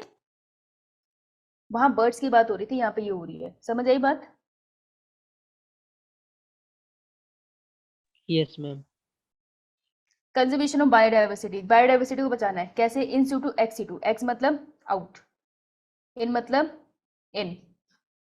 तो अगर कोई भी लेट्स से प्लांट है, मुझे इस प्लांट को बचाना है, तो मैं इस प्लांट को ना, इस प्लांट के आसपास ही पूरा प्रोटेक्शन लगा दूंगी और इसको इसके घर में ही बचाऊंगी। तो जब आप किसी भी एनिमल को या फ्लोरा फोना कुछ भी कह लो, जब किसी भी लिविंग थिंग को आप उसके घर में ही घुस के बचाते हो तो उसको कहते हैं in situ conservation. Inside home only, inside home protection. घर में प्रोटेक्शन दे दिया हमने उसको, बॉडी गार्ड रख दिया उसके घर के बाहर। एक्सीडो कंजर्वेशन है कि सिचुएशन बहुत खराब है, घर में प्रोटेक्शन नहीं दे सकते, तो हम क्या करेंगे कि इस प्लांट को इसके नेचुरल हैबिटेट से निकाल के हम इसे नए एरिया में रख रहे हैं। अब ये नए एरिया में ले आए हम, तो इसको कहते हैं protection in other area. Other area में रख दिया मिला के, ठीक है। तो इसे कहते हैं एक्सीडो कंजर्वेशन। समझ आई बात? yes ma'am बहुत बढ़िया। ये इससे क्वेश्चन आएगा। क्वेश्चन क्या आएगा? जूलॉजिकल पार्क क्या होते हैं? एक्सीटू कंजर्वेशन में लिखूं या इंसीटू में? जू में जो तुमने जिराफ देख लिया है, एक्सीटू में, हाँ कहीं कहीं से आते हैं ना। C2 कंजर्वेशन कैसे पता चला मुझे? मुझे कैंगरू भी देखा मैंने जू में, लेकिन कैंगरू यहाँ थोड़े रहते हैं, है ना। XC2 कंजर्वेशन कैंगरू देखा है मैंने। हो सकता है मैंने शीशा देख लिया खुद को कूदता हुआ, that's possible. In situ conservation में ये आते हैं। पहला क्वेश्चन बनता है, यही एग्जांपल देंगे तुम्हें, पूछ लेंगे इन सीटू में किसको डालोगे, एक्स सीटू में किसको डालोगे, राइट। तो पहले तो इसका स्क्रीनशॉट ले लो और इसको याद करना है। थोड़ा समझा देती हूँ तो शायद जल्दी याद हो जाए। देखो अब एक्सीटू समझाऊं पहले, वो इजी है। जूलॉजिकल पार्क, जो जूलॉजिकल पार्क तुम जाते हो घूमने फिरने के लिए, एक्सीटू कंजर्वेशन है। बोटेनिकल गार्डन जो तुम लोग बहुत ही कम जाते हो, वहाँ पे भी बहुत प्यारी स्पीशीज में प्लांट्स की मिलती है बोटेनिकल गार्डन्स में, पर बहुत गर्मी होती है वहाँ। पर तुम शिमला में हो तो क्या फर्क पड़ता है। बोटेनिकल गार्डन भी एक्सीटू कंजर्वेशन है। सीड बैंक्स क्या होते हैं कि जो प्लांट्स हैं उनके सीड्स को कंजर्व करके रखते हैं, क्रायो प्रिजर्वेशन, बहुत ही ठंडे नाइट्रोजन में डाल के उनको रखते हैं, ताकि इन फ्यूचर अगर ये प्लांट एक्सटेंट के कगार में भी हो तो मैं सीड निकाल के उनको जर्मिनेट करके प्लांट बना सकूं। तो उसे सीड बैंक कहते हैं। एम्ब्रियो प्रिजर्वेशन भी वही होती है कि किसी भी एनिमल का, फॉर एग्जाम्पल चीता लग रहा है एक्सटेंट हो रहा है, तो चीता के हमने क्या कर दिया, सीड को मतलब उसके स्पर्म और एग की फ्यूजन करा के एम्ब्रियो बना के हमने उसको फ्रीज करके रख दिया। जब सुटेबल कंडीशन होगी, हमें रिक्वायर्ड होगा, तो हम उससे और नए चीताज बना लेंगे। तो ये भी एक तरीका होता है एम्ब्रियो प्रिजर्वेशन, ठीक है। ये क्रायो प्रिजर्वेशन में आते हैं दोनों, क्रायो प्रिजर्वेशन। अब तुम बोलोगे मैम इसकी डेफिनेशन, तो इसकी डेफिनेशन लिख लेना, इन सब की एक एक लाइन की डेफिनेशन लिख लेना, तुम्हें याद रह जाएगा। इसे ठंडे इन्वायरमेंट में रख लिया जाता है for preventing from any erosion, मतलब किसी को बहुत ठंडे इन्वायरमेंट में रख दिया सीड को या एम्ब्रियो को, ताकि वो बिल्कुल डॉर्मेंट स्टेट में चला जाए, उसको कहते हैं क्रायो प्रिजर्वेशन, ठीक है। एक्सी2 डन, किसी को डाउट?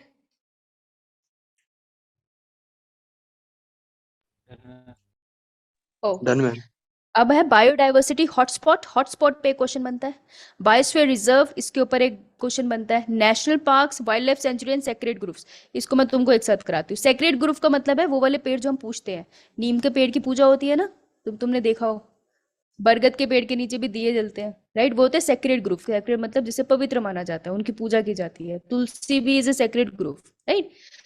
तो इन सीटू कंजर्वेशन देखो कैसे है। बायोस्फीयर रिजर्व, ये पॉइंट्स इंपॉर्टेंट है, लिख लेना, तुमसे ऐसे ही पूछे जाएंगे, ज्यादा डिटेल में नहीं आएगा, ठीक है। अब इसमें ऐसे भी होता है कि तुम्हें कुछ कुछ नाम याद करने हैं, राइट। तो इसका तो अनलिमिटेड डेटा है देखो। तो अगर तुम प्रीवियस ईयर क्वेश्चन कर रहे हो और तुमको स्पेसिफिकली किसी वाइल्ड लाइफ सेंचुरी में किसी एनिमल के बारे में डिस्कस कर रहा है, उसने उस क्वेश्चन में पूछा है, तो पर्टिकुलर वो एग्जाम्पल याद कर लेना। बैठ के कितना याद करोगे, जो प्रीवियस ईयर में आया बस उसको एक बार देख लेना, ठीक है। तो बायोस्फीयर रिजर्व वो एरियाज होते हैं जहां पर ट्राइब्स अलाउड होते हैं, मतलब ट्राइबल पीपल को वहां आना अलाउड होता है। बायोस्फीयर रिजर्व बनेंगे, ये किसने लॉन्च किया था बायोस्फीयर रिजर्व का कॉन्सेप्ट? ये यूनेस्को ने लॉन्च किया था 1973 में। 1975 है, ये 5 है 3 है, 1973 है ये, पक्का? यार मैं एक बार यस चेक मैम। करूंगी, चलो एक बार देख लेना। अगर ये कह रहा है, वैसे बच्चा झूठ नहीं बोलता है, मुझे ऐसा लगता है। एक बार check कर लेना, मुझे याद नहीं आ रहा है ऐसे। तो यूनेस्को ने ये प्रोजेक्ट लॉन्च किया था, ये पूछ सकते हो तुमको, किस डेट पे लॉन्च किया था ये पूछ सकते हो। और यहाँ पे ट्राइबल लोगों का इन्वेजन अलाउड है, इसके बारे में और डिटेल में भी नीचे कराऊंगी, ठीक है। तो उसको यहीं छोड़ते हैं। नेशनल पार्क क्या होते हैं, ये जो है ना इसकी रेगुलेशन, ये पूरी रेगुलेशन करती है गवर्नमेंट, सरकार संभालती है इसे, ठीक है, ट्राइब्स नहीं। तो यहाँ के जो फ्लोरा एंड फोना है वो बहुत अच्छे से मेंटेन किए जाते हैं, और कोई भी ह्यूमन इंटरफेरेंस अलाउड नहीं होती। ह्यूमन इंटरफेरेंस में कांटा लगाया ना तो अलाउड नहीं है। तो अलाउड नहीं है ट्राइबल पीपल को यहाँ पे आके कुछ भी करना, अलाउड नहीं करते नेशनल पार्क्स में, ठीक है। वहाँ को उस एरिया को इस तरीके से प्रोटेक्ट किया जाता है, कुछ एरियाज को किया जाता है, ठीक है। तो नेशनल पार्क्स वो एरिया है जहाँ पे बहुत खतर, मतलब ऐसी आपको फ्लोरा एंड फौना मिलेगा जिससे प्रोटेक्शन चाहिए, तो उसको गवर्नमेंट रेगुलेट करती है, और कोई भी ह्यूमन इंटरफेरेंस नहीं है। इन दोनों पे क्वेश्चन बनता है। लास्ट है wild life sanctuary. Wild life sanctuary for a particular animal के लिए बनती है। तो ये पूछा जा सकता है कि अगर मुझे एक ही एनिमल बचाना है, जैसे मेरे टाइगर है, उसको ही बचाना है सिर्फ, तो उसके लिए मैं वाइल्ड लाइफ सेंचुरी बनाऊंगी, ठीक है। वाइल्ड लाइफ सेंचुरी का क्या होगा कि एक पर्टिकुलर एनिमल को बचाया जाता है उसमें, और हार्वेस्टिंग और रिसोर्सेज अलाउड होते हैं, मतलब कि यहाँ पर आप हार्वेस्ट वगैरह कर सकते हो, तो ट्राइबल पीपल इस एरिया को यूज कर सकते हैं, उन्हें अलाउड है, ओके। तो सिर्फ नेशनल पार्क था जो गवर्नमेंट में रेगुलेट कर रही थी, वहां पे इंटरफेरेंस अलाउड नहीं थी। Biosphere reserve wild life sanctuary में फिर भी अलाउड है। डन?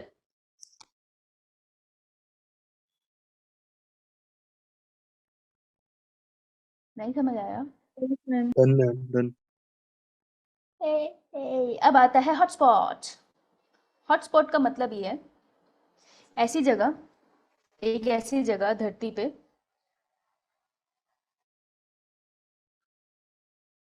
ये मैंने इसकी डेफिनेशन नहीं पाई यहाँ पे लिख पाई है यार सोचू।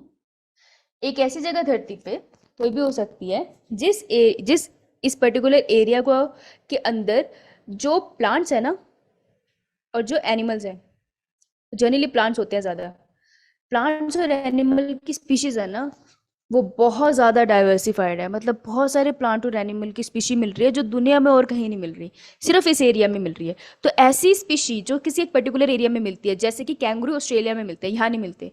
मतलब मान लो जैसे साहिल कूद रहा है तो हम उसको कैंगरू बोलते हैं, लेकिन एक्चुअल कैंगरू नहीं है ना, वो तो एलियन ही है। तो जो स्पीशी सिर्फ उसी एरिया में मिलती है और कहीं नहीं मिलती है, उसको हम कहते हैं एंडमिक। तो अगर एक एरिया है, छोटा सा एरिया, बहुत छोटा सा एरिया, लेकिन वहाँ पे बहुत सारी एंडेमिक स्पीशीज है, ठीक है, और वो सारी खतरे में है, तो ऐसी जगह को मैं कह दूंगी कि ये ना हॉटस्पॉट है, ये हॉटस्पॉट एरिया है, इसको प्रोटेक्ट कर लो, इस पूरे एरिया को प्रोटेक्ट कर लो, पता नहीं कितनी सारी स्पीशी हम बचा लेंगे।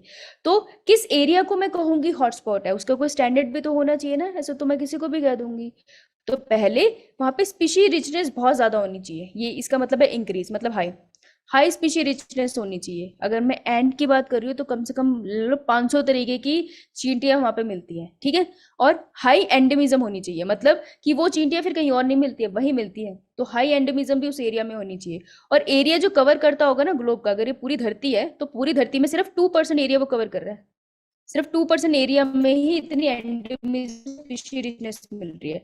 तो ये एरिया जो एरिया मिला है मुझे सिर्फ 2% एरिया ग्लोब का लेता है, लेकिन अगर मैं इसे बचा लूं तो लगभग 30% बायोडाइवर्सिटी लॉस को मैं कंजर्व कर सकती हूँ। मतलब इसमें इतनी बायोडाइवर्सिटी है कि इतने से एरिया को बचाऊंगी ना तो इतने सारे बायोडाइवर्सिटी सेव हो सकती है। तो ऐसी जगह को हम कहते हैं हॉटस्पॉट। तो ये फीचर्स है हॉटस्पॉट के, तो ये फीचर्स लिखो, स्क्रीनशॉट ले लो, इंपॉर्टेंट है ये। Done done ma'am. Done, ma'am. Done. Over या। तो हॉटस्पॉट के बारे में एक और डेटा है, पहले 25 थे, फिर 9 और डिस्कवर हो गए, अब हो गए 34। तो टोटल हॉटस्पॉट करंटली जो एनसीईआरटी दैट इज 34। इसमें से इंडिया में कितने हैं पता होने चाहिए। हिमालय, पहाड़ों वालों, Himalaya is a biodiversity hotspot. Western Ghats and Sri Lanka, ठीक है। वेस्टर्न घाट्स जो है, वेस्टर्न घाट्स यहाँ से जाता है अगर किसी को पता है, और फिर छोटा सा एक वो लक्ष्मण पुल जो हमें दिखता है, फिर उसके बाद ये श्रीलंका आता है। तो ये तुम कहोगे श्रीलंका तो बाहर चला गया मैम, लेकिन इसको ना एक ही हॉटस्पॉट की तरह कंसीडर किया जाता है। ये दो जगहें हैं लेकिन इनको एक ही हॉटस्पॉट की तरह कंसीडर किया जाता है। तो western Ghats and Sri Lanka is one hotspot जो इंडिया में ही कंसीडर किया जाता है, ठीक है। श्रीलंका का कुछ पार्ट है और वेस्टर्न घाट्स तो हमारे पास ही है, तो उसका कुछ पार्ट है, ओके। तो इसमें कोई कंफ्यूजन नहीं होगा। तो हमारे पास तीन है इंडिया के पास हॉटस्पॉट, 4 नहीं है। और दूसरा है इंडो बर्मा रीजन। तो इंडो बर्मा रीजन, हिमालय और western Ghats and Sri Lanka. Done, Done, ma'am. बहुत बढ़िया। याद रखना 3 है, ये बहुत बड़ी कंफ्यूजन है। बायोस्फीयर रिजर्व वो खत्म होने वाला है। बायोस्फीयर रिजर्व क्या होता है? बायोस्फीयर रिजर्व ना ऐसा एरिया है जहां पर कंजर्वेशन की जाती है। कब लॉन्च हुआ था ये बायोस्फीयर रिजर्व का कॉन्सेप्ट? 1975. ये बता दिया, किसने लॉन्च किया था? UNESCO. फुल फॉर्म क्या है?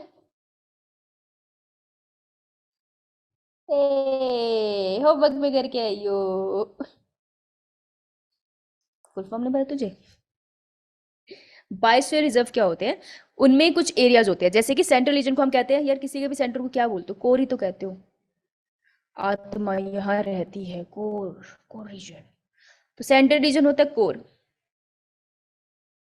बाहर वाला रीजन होता है आते जाते रहते हैं, उसको कहते हैं हम ट्रांजिशन।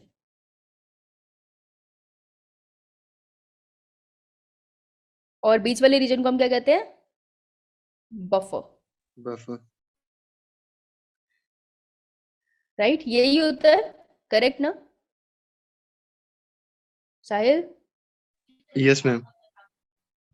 है ना, कभी भले का लग जाता है। ठीक है, तो कोर रीजन क्या है? ये कोर रीजन वो एरिया है जहां पर ऐसे जंगल और ऐसे एनिमल रहते हैं, human activity not allowed, prohibited है यहाँ पे। बेटा अगर यहाँ चले गए ना तो शेर खा जाएगा, और भाई बचाने भी कोई नहीं आएगा, कोई अलाउड नहीं है यहाँ पे, ओके। तो कोर एरिया जंगल का घना एरिया, जो जंगल बहुत घना हो जाता है सेंटर से, वो कोर एरिया है, ठीक है। बफर एरिया क्या है? जहाँ पे scientific work allowed, Research and educational activity हाँ, allowed है. साइंटिफिक एरिया अलाउड है। भाई तुम रिसर्च करने के लिए आ रहे हो जंगल के, तुम बफर एरिया में आ जाओ। ट्रांजिशन एरिया जहाँ पर allows human settlement and crop cultivation too. Yes, जहाँ पे ट्राइबल लोग रहना अलाउड है, वो अपने घर बना सकते हैं, एग्रीकल्चर कर सकते हैं, ठीक है, वो रह जंगल में ही रहे हैं लेकिन अंदर नहीं जा सकते। तो कोर रीजन में कोई एक्टिविटी अलाउड नहीं है, ट्रांजिशन में है और उनके बीच में है बफर। बफर वैसे भी किसी दो चीज़ों के बीच में ही होता है, राइट। तो एक तो इसकी लेबलिंग आ सकती है, मतलब तुमसे पूछा जा सकता है, ये पूछा जा सकता है कौन से एरिया में क्या अलाउड है, तो याद रखना कोर में कुछ अलाउड नहीं है, अंतरात्मा में कोई अलाउड नहीं है, वो सिर्फ अपने से बिलोंग करती है। Got it? Yo, ma'am. Yes. Done. बाकी बच्चे कहाँ चले गए? आंचल, अंजलि, पलक, पल्लवी, तुम, Arun, Yes, ma'am. Kritika, yes ma'am. और हमारी पंजाबी लड़की नहीं, आज हमारी पंजाब वाली लड़की नहीं आई। चलो कोई बात नहीं। लास्ट आता है हमारे पास कॉन्सेप्ट ऑफ एलेक्जेंडर। क्या नाम है इनका पूरा? Alexander Fleming. नहीं बेटा, उन्होंने तो एंटीबायोटिक डिस्कवर करके वो सो रहे हैं। और बता। Alexander von Alexander Humboldt. von Humboldt. आज जब मैंने पूरा बोल दिया तो तूने तेज बोल दिया तो तुझे आ गया? ज़्यादा स्मार्ट बनता है। काश ऑफलाइन क्लास होती, तुझे तो साल में 3-4 बार मुर्गा बना चुकी होती। तो अलेक्जेंडर वॉन हेम्बोल्ट जो है, उन्होंने एक कॉन्सेप्ट दिया था बड़ा प्यारा सा। तो इसके साथ कॉमन सेंस लगाते हैं, तो चलो घूमने आते हैं, घूम के आते हैं। कौन लोग घूमने चलेंगे बताओ? ये बताओगे?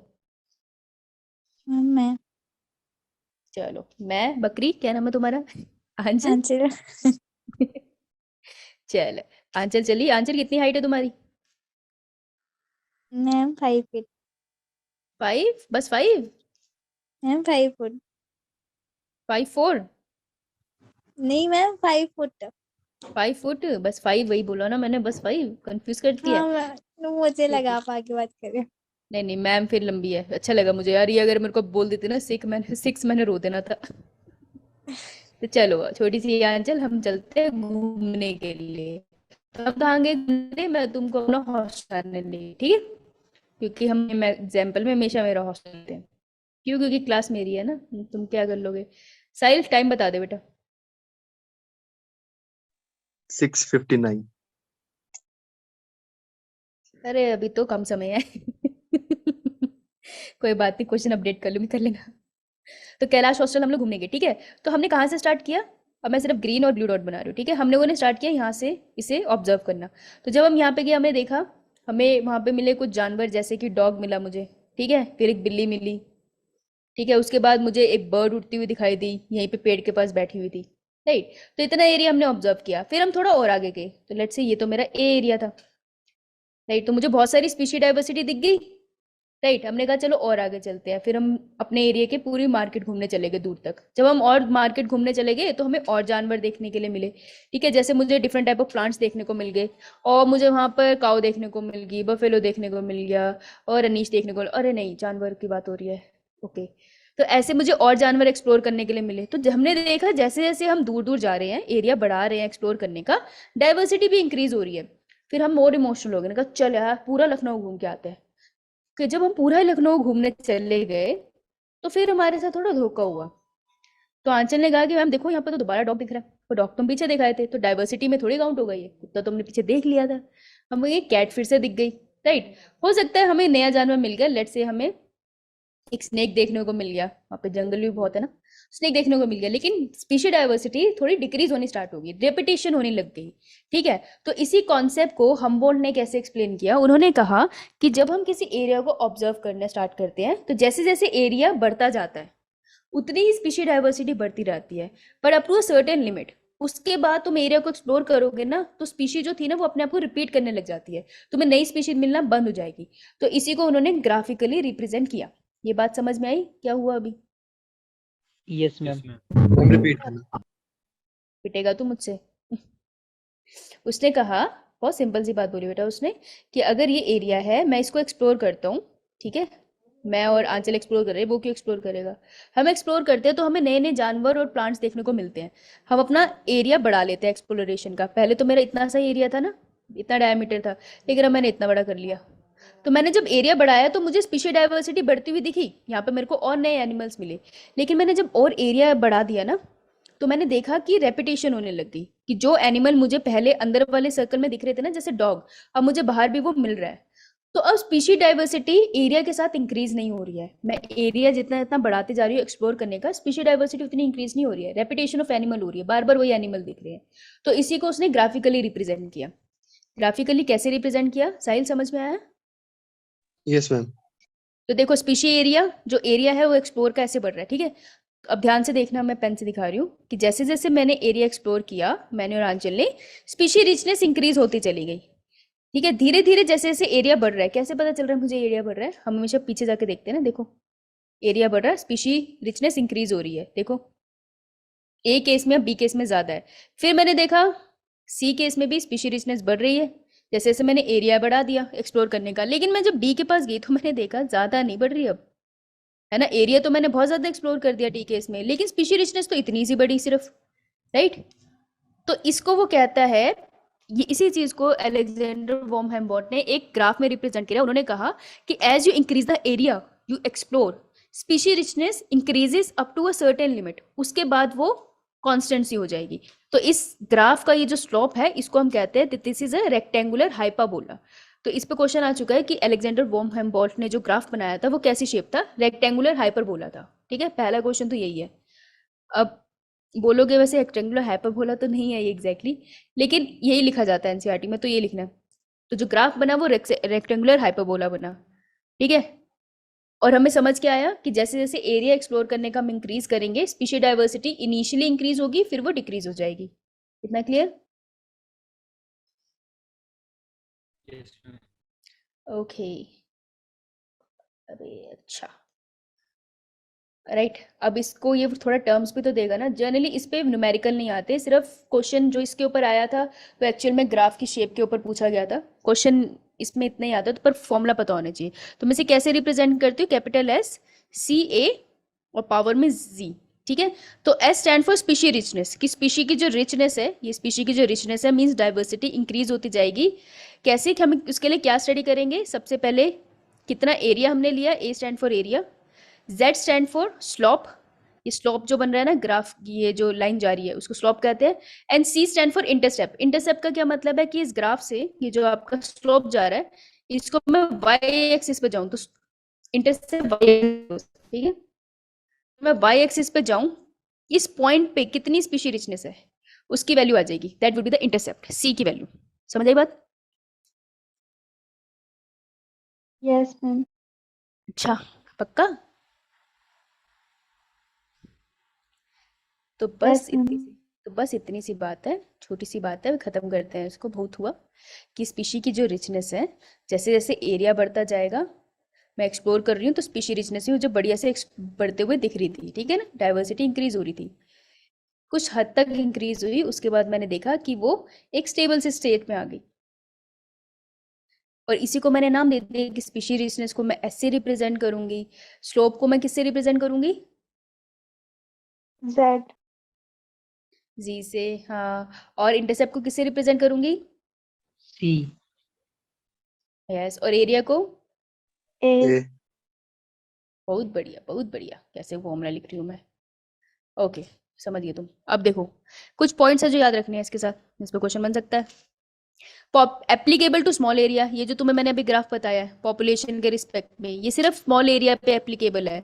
स्मॉल एरिया का मतलब है, ऐसा नहीं है यार दो कॉन्टिनेंट कंपेयर करने में चले जाना, वहां पर ये फेल हो जाता है, वहां पे ये बहुत कॉम्प्लेक्स हो जाता है जो हमारे अप्रोच से बाहर है 12th ग्रेड की, ठीक है। तो it is applicable to small area. जैसे जैसे जेड इंक्रीज होता चला जाएगा, मतलब ग्राफ जो है वो मोर स्टीप होता चला जाएगा। मोर स्टीप मतलब जैसे खड़ी चढ़ाई कहते हैं ना उनको, सीधी चढ़ाई होती है, तो एक चढ़ाई तो ऐसी है टेढ़ी और एक चढ़ाई सीधी है। ज्यादा डिफिकल्ट कौन सी है चढ़नी,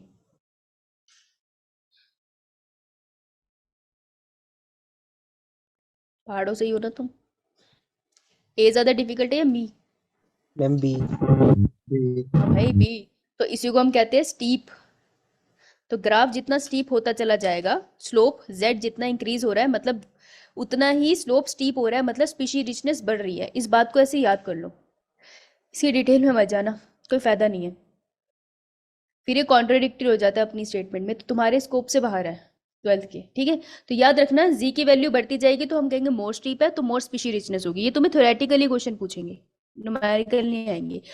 और जी की जनरली वैल्यू जो होती है ना वो कांस्टेंट रहती है पॉपुलेशन के लिए, ठीक है। और कांस्टेंट वैल्यू इसकी रेंज करती है 0.1 टू 0.2 की रेंज में रहती है जनरली। चाहे मैं किसी बर्ड की पॉपुलेशन की बात कर रही हूँ, चाहे मैं किसी डॉग की पॉपुलेशन की बात कर रही हूँ, जनरली जी की वैल्यू कांस्टेंट रहती है डिफरेंट कॉन्टिनेंट्स के अंदर, डिफरेंट एरियाज के अंदर, और वो इतने में ही लाई करती है, कभी निकालने के लिए नहीं आएगी। तो तुम्हें इतना करना है, ठीक है। और अगर ये वैल्यू इंक्रीज हो जाती 1.101 लिख लूँ मैं, ठीक है। अगर ये वैल्यू इतनी इंक्रीज हो जाती तो मैं कह सकती थी कि जो जी है ना वो बहुत स्टीप होगा। एनसीईआरटी की एक लाइन है, वहां पे ऐसा लिखा हुआ है, पर जनरली कांस्टेंट रहती है। Is it clear?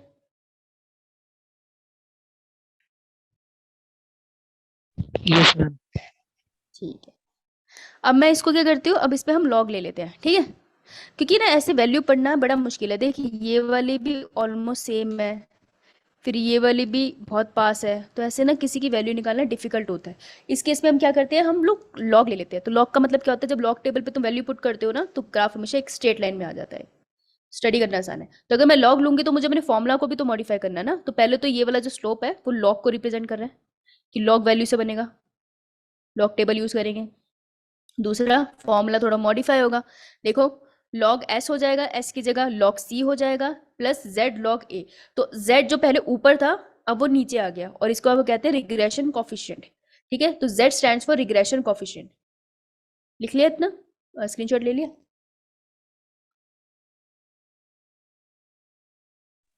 Done, ma'am. yes, ma'am. तो रिग्रेशन कॉफिशिएंट क्या है, पहले तो ये कांस्टेंट है। ये बताता है आपको relationship between two species in different area. दो डिफरेंट एरिया के बीच में स्पीशी का आपस में क्या रिलेशनशिप है ये वो बता रहा है, right. Between species in two different area, एक ही स्पीशी का दो डिफरेंट एरिया में रहने की वजह से आपस में क्या रिलेशनशिप है ये वो एक्सप्लेन करता है।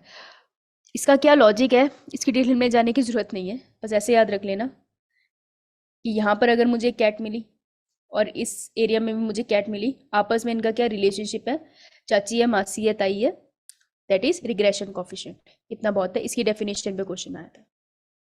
डन? Done ma'am. हवे कुछ बचा है? नहीं। ऑलराइट, क्या टाइप हुए? 7, 9. क्वेश्चन तो बनता है, मैं सारे क्वेश्चन डाल दूंगी उस पर, देख लेना। बताना जरा आंसर, इसका आंसर क्या होगा? मेरे पास घड़ी नहीं है तो। Which of the following region of the globe exhibit highest species diversity? सबसे ज्यादा कहाँ है? लंग्स ऑफ द अर्थ कौन है?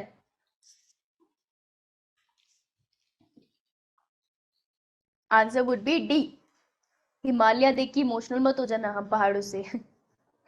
डी, अमेज़न रेन फॉरेस्ट में सबसे ज्यादा डाइवर्सिटी है, ठीक है। एनसीईआरटी में ना ये लाइन मेंशन है एक्चुअली, तो वहां से क्वेश्चन उठा है। तो एनसीईआरटी की कोई लाइन मत छोड़ना, एग्जाम्पल से क्वेश्चन आता है। अकॉर्डिंग टू रॉबर्ट में, रॉबर्ट भाई ने क्या बोला था, कितनी स्पीशीज डाइवर्सिटी होनी चाहिए ग्लोबली? क्या बोला था? ये Renuka, Renuka is back. Robert भाई ने क्या बोला था? बोले तो 7 तोला, 7 मिलियन, है ना। संजय दत्त और रॉबर्ट भाई लगता है दोस्त थे। 7 मिलियन ग्लोबल स्पीशीज डाइवर्सिटी होनी चाहिए मोस्ट प्रोबेबली। गुड, आंसर सही आ रहे हैं। ये बताओ,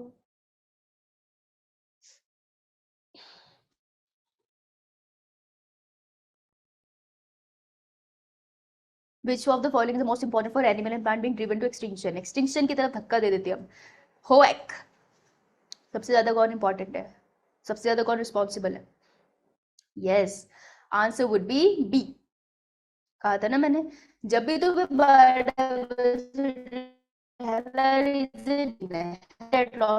थ्योरी में भी, okay. Yes, answer would be B. Good, good going. ये तुम्हें पढ़ के करना पड़ेगा, एक बार एनसीईआरटी पढ़ोगे तब आएगा। अलेक्जेंडर वॉन हम्बोल्ट ने क्या डिस्क्राइब किया था अभी, किसके बीच में रिश्ता बताया था? गुड अनीश, गुड हेमराज, किसके बीच में रिश्ता बताया था? मैंने टर्म यूज नहीं करी है, सोचो। गुड तरुण, गुड रेणुका, गुड सान्या, सोचो सोचो सोचो। गुड आंचल, वो ग्राफ किन दो एक्स और वाई एक्सिस के बीच में क्या पॉइंट थे जिसमें वो बना था? गुड साहिल, सोचो सोचो सोचो। Good Sanjana, it was species area relationship, ऐसे बनाते थे ना हम, यहाँ पे स्पीशी लिखते थे या एरिया लिखते थे, तो लिख सकते हो अलेक्जेंडर वॉर्महोल्ड ने क्या डिस्क्राइब किया, स्पीशी एरिया रिलेशनशिप, एनसीईआरटी में लिखा भी हुआ है ऐसे। वेरी गुड वेरी गुड, अरे वाह अच्छे आंसर दे रहे हैं बच्चे। Answer would be okay. साइल टाइम 7:12. हम्म 12 बोला ना तुमने, ठीक है। Yes. एनसीईआरटी पढ़ना, फिर एग्जाम्पल वाले क्वेश्चन होंगे। ओके, ये वाला बताओ। क्वेश्चन तो मैंने अभी लगाया, इसने इतनी जल्दी आंसर कैसे दे दिया। A species facing extremely high risk of extinction in immediate future is called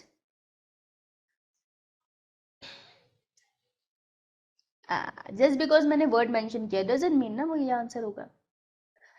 okay, तो ये तुम्हारा होमवर्क है क्योंकि ये क्वेश्चन आएंगे, ठीक है। कुछ टर्म्स है जो तुम्हें पता होनी चाहिए, जैसे वनरेबल क्या होता है, खतरा है, खतरा है लेकिन कम। Vulnerable, I am vulnerable to,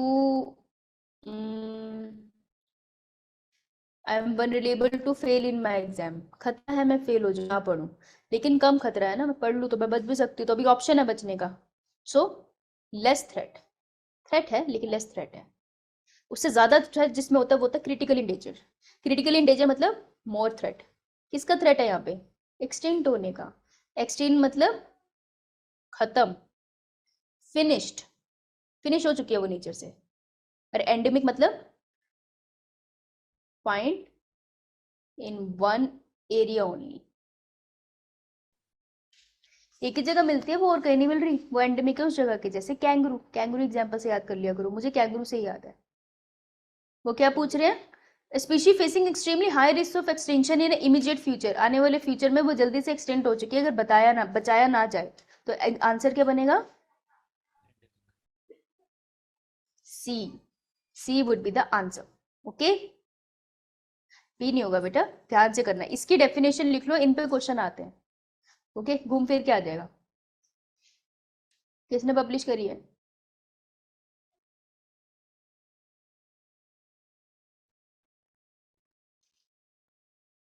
yes good. ये तो सीधा सीधा रट्टा था ना, मुझे 2004 में फ्री का मार्क था ये। IUCN, IUCN ने पब्लिश करी, answer would be B. Very good. देखो कुछ क्वेश्चन बहुत सिंपल होते हैं, कर सकते हो आराम से। ओ देखो, एनसीईआरटी के एंड में, सॉरी मैं ये बताना भूल गई,